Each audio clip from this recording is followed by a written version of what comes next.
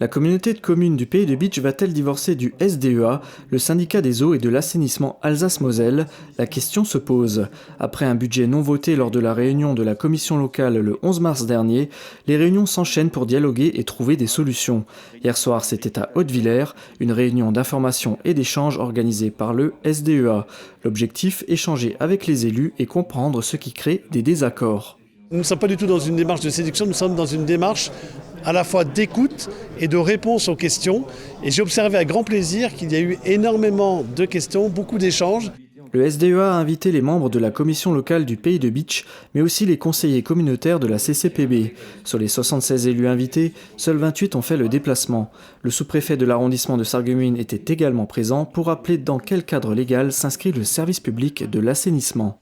C'est, je pense, calmement, en reprenant les textes et en trouvant, à travers les hypothèses légales de construction d'un budget, que les élus doivent trouver par eux-mêmes, ensemble et réunis, les projets d'investissement et de coûts de fonctionnement des installations d'assainissement dans le Pays de Bitche, tout simplement. Ce que je constate, mais ça c'est de l'expérience de sous-préfet, c'est que la politique de la chaise vide n'est jamais gagnante, c'est l'histoire qui nous le démontre.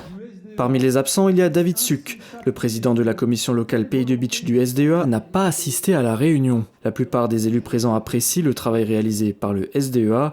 On note donc l'absence de débats contradictoires. J'ai envie de comprendre un peu ce qui se passe et je vois que la situation est quand même complexe. Et c'est un peu dommage que les deux parties ne s'opposent pas dans un débat contradictoire où ce serait plus facile entre personnes directes pour comprendre ce qui se passe. Mais je pense que toutes ces questions auraient dû être traitées en amont, mais visiblement, il y a eu un certain nombre de blocages, quoi. Mon souhait, c'est que tous ces malentendus trouvent une solution, mais je sens quand même qu'il y a une tension forte, quand même.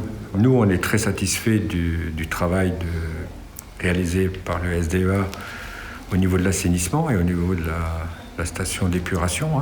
Perenthal est une commune dite solidaire. Ayant mis en place elle-même son assainissement, aucun travaux n'a été réalisé dans la commune. Depuis que la compétence assainissement a été transférée à la communauté de communes du Pays de Bitche, elle paie tout de même une contribution qui aide à réaliser des travaux dans les autres communes du territoire.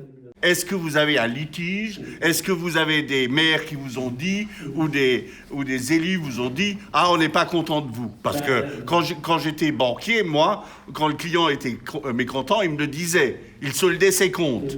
Nous, on veut solder ses comptes. Alors, si on veut solder nos comptes avec le SDEA, est-ce qu'on est mécontent? Est-ce que les élus sont mécontents du SDEA? Pour ma part, je n'ai entendu que des satisfactions. Ça ne veut pas dire pour autant que nous ne sommes pas dans une démarche d'amélioration continue, c'est ce que je disais tout à l'heure aussi à M. le maire. On essaie toujours de s'améliorer, d'ailleurs vous en tant qu'élu, vous avez aussi cette fonction, cette raison d'être, de nous challenger pour qu'on fasse mieux. Les points de désaccord sont notamment la redevance partielle qui touche les communes ne disposant pas d'assainissement collectif. Suite à une décision de justice, ces communes doivent s'acquitter de la redevance même si elles ne sont pas équipées. Par ailleurs, un contentieux demeure avec l'ancien prestataire Veolia, des factures impayées. Francis Vogt, qui était président de la collectivité lors du changement de prestataire, est revenu sur ce point. Aujourd'hui, on a ouvert ce dossier Veolia. Deux affaires. Je l'ai dit l'autre jour en réunion, deux affaires. Premier, le contrat d'affermage qui était sur l'ancienne communauté des communes.